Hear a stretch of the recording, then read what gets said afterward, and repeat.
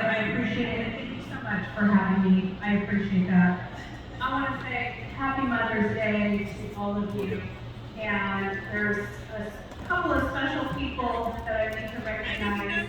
My stepmother, Adele, Happy Mother's Day. And there also is a very special lady. She's the blonde bombshell. Sitting down here that looks like Elizabeth. She is my mom.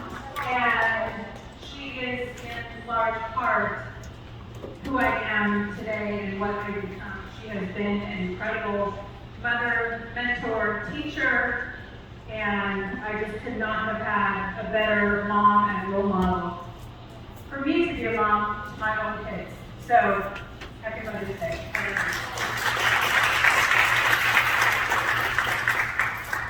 So the inspiration for today came from that wonderful flyer. Janae, you did that, right?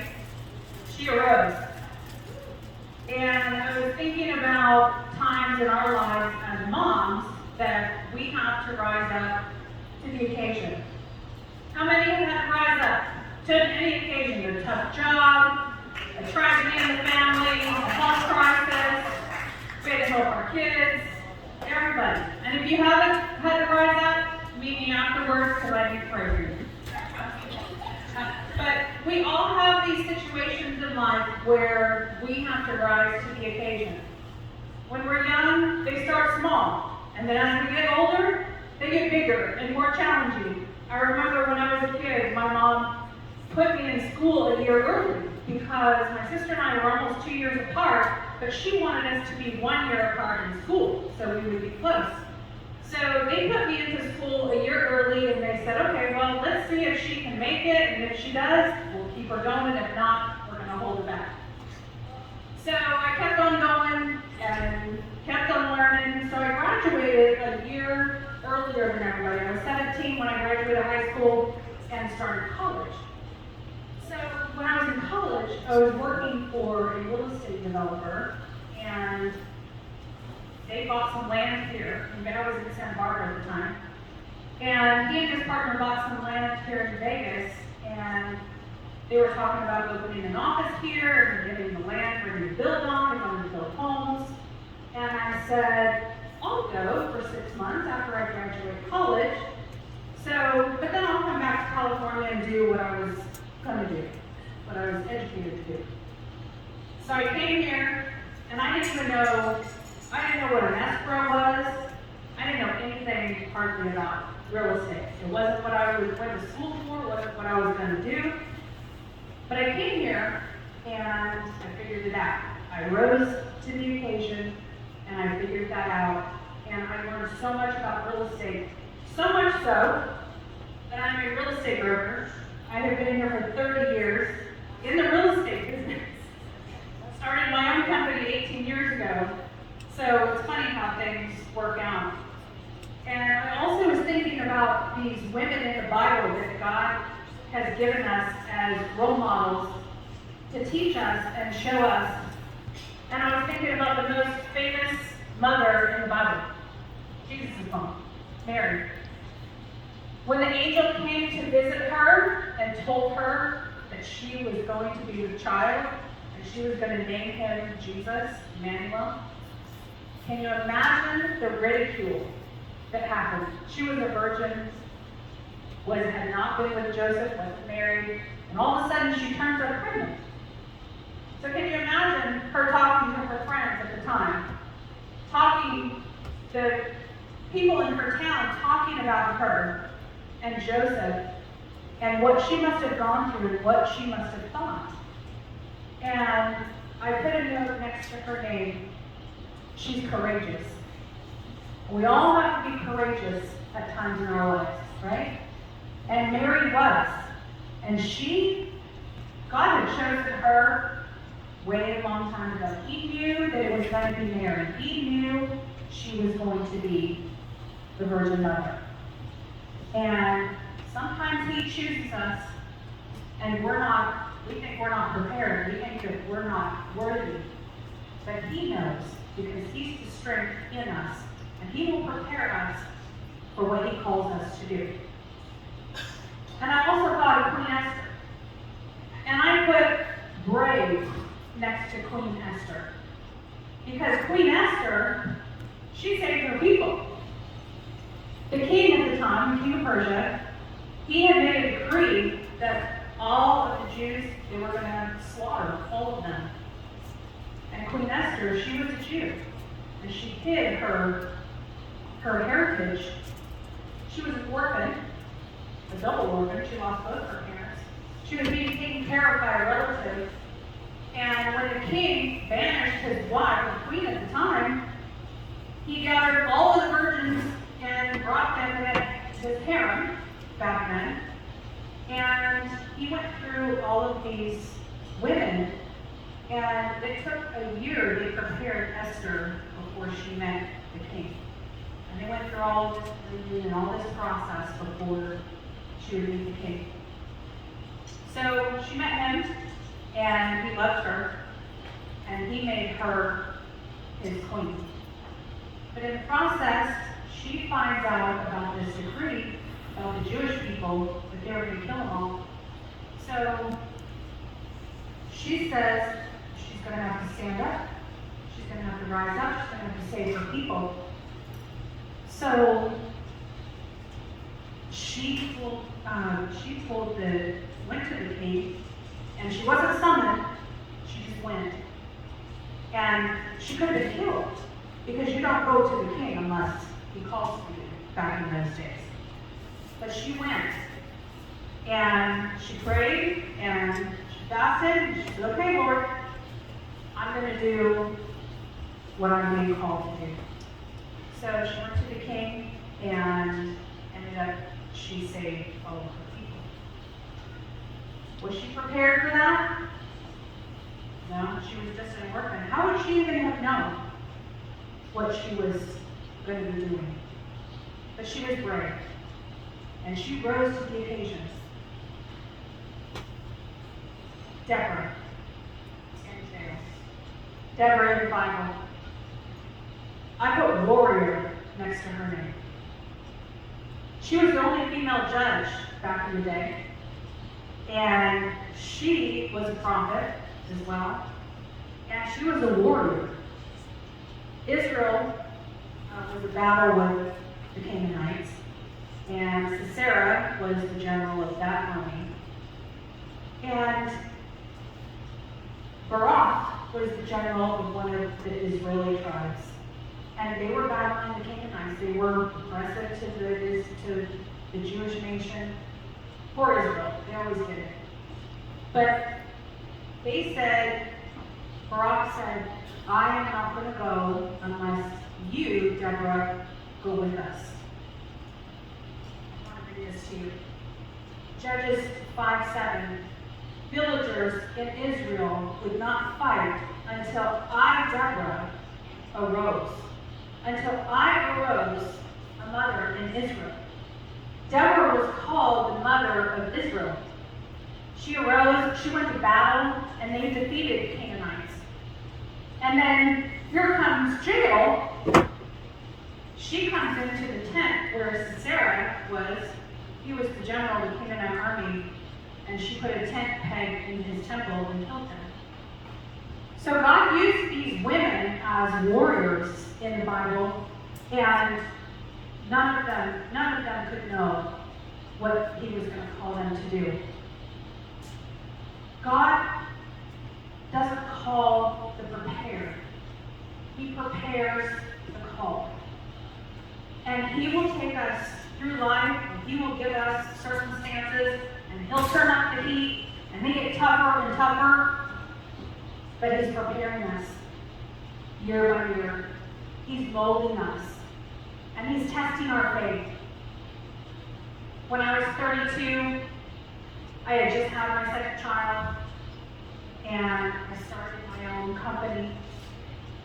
And then just a short 3 years later, I had been divorced.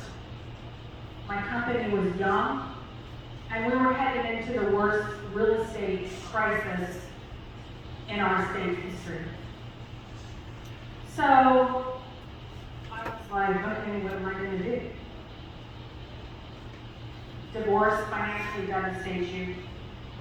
This housing crisis financially devastated me. I hadn't closed a deal in 6 months, and I was looking for a job. I thought, okay, Lord, do you not want me to be in this business anymore? Am I supposed to be doing something else? And I was just at a loss. My credit cards were maxed.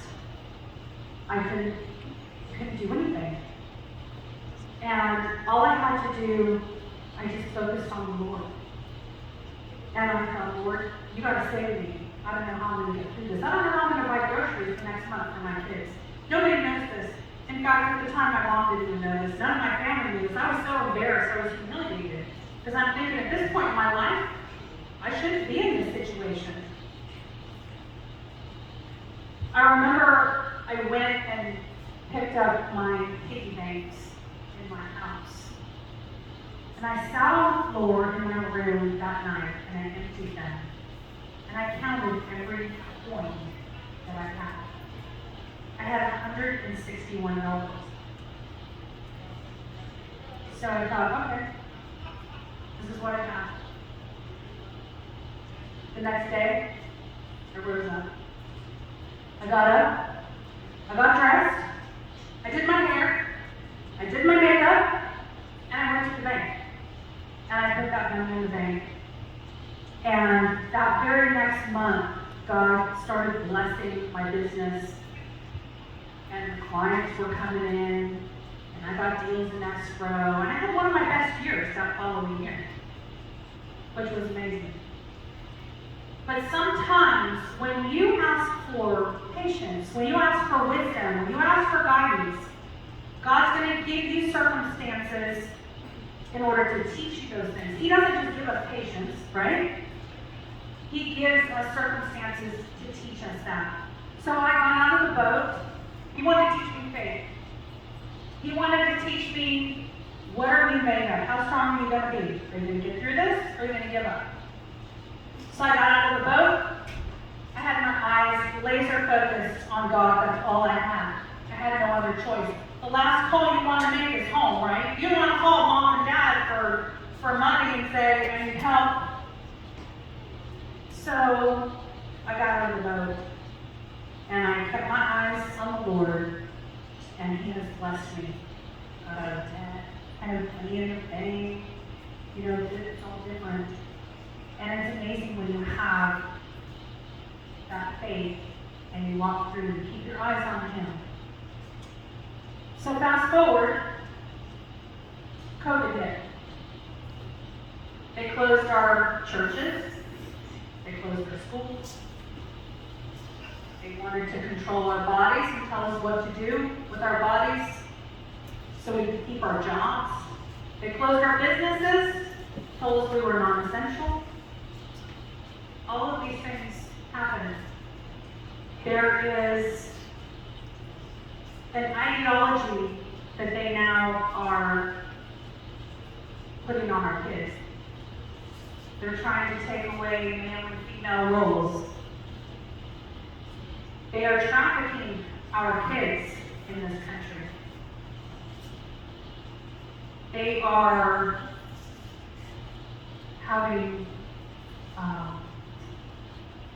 drag queen shows geared for 3-year-olds and 4-year-olds.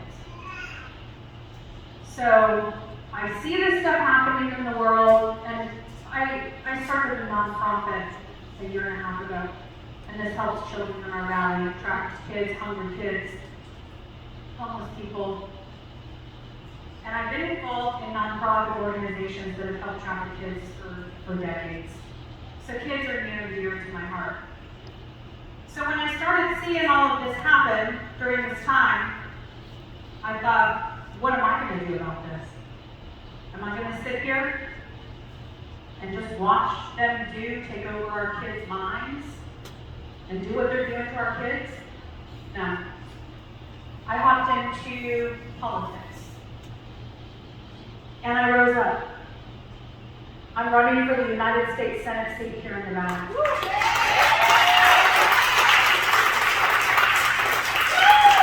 And it doesn't matter what side of the aisle that you sit on. friends on both sides of the aisle and all in between. From every culture, every background, religion, and I love them all the same. All of what's happening in our country now crosses all lines. These are our kids. And it doesn't matter if you're a Democrat or Republican, we're moms. And when it comes after our kids, we're going to come after them. So I'm not going to sit here anymore and watch this go on. I believe we all have a calling. Every single one of you in this room, you have a calling, you have a purpose, and it doesn't matter how old you are, even the little ones. God is calling you and teaching you to do something with your life. You all have a purpose. So we need to find out, what is that purpose? What is our calling? What are we supposed to be doing? And if you think that you're insignificant, if you think that you can't, if you think that you're not worthy, if you think that you're not smart enough, or you didn't get the proper education, or whatever it is, you don't have the right background, or you can't stand up and talk in front of people, there are so many ways to be involved. We need to get our churches engaged and involved. We need to get our schools, our moms groups, our Bible studies, nonprofits. You can volunteer your time, your money. There's so many things to be involved. But if we don't all get involved, and we don't all stand up and say, enough is enough, we're going to take back over. We're not going to let them do this to our kids.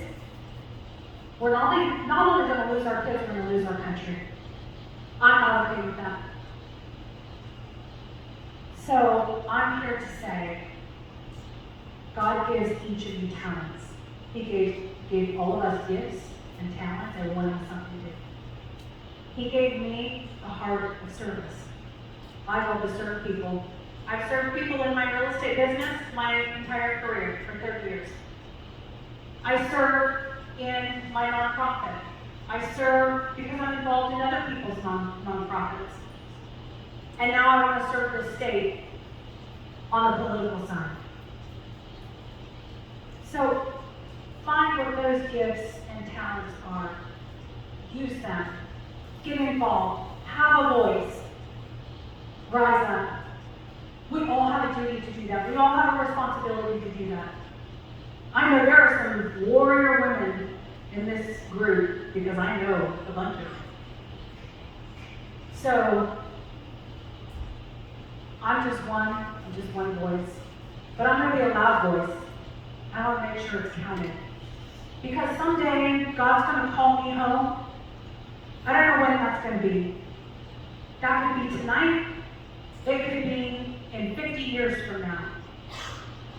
But whenever that is, and I stand before the Lord, and He says to me, Stephanie, what did you do with the gifts and the talents that I gave you? I want to say to Him, I rose up. I arose. In your name, I arose. I want to pray over you ladies for just a moment. Bow your head with me, please. Thank you, Lord, so much for this day. I thank you so much for these ladies here. I thank you that I have this opportunity to speak with them and share my story, my testimony, and share how I got to this point in my life. And to share the things that you ask of us, call us, you give us purpose. Help us to walk those out. Help each one of these ladies in this room to walk out your purpose and your calling in their life. I pray that you would put a hedge of protection around each one of these ladies and these moms in this room. Moms are special, special people. You gave us such strength and power in your name. I pray, Father, you watch over them, their families, their kids. I pray that you protect our country and keep your hand on this country. Thank you, Father, for all your blessings and gifts that you've given us. I pray you bless these women and especially tomorrow on Mother's Day, that you would give them an extra special day. In your name we pray. Amen. Thank you for letting me pray for you. I'd like to talk with you.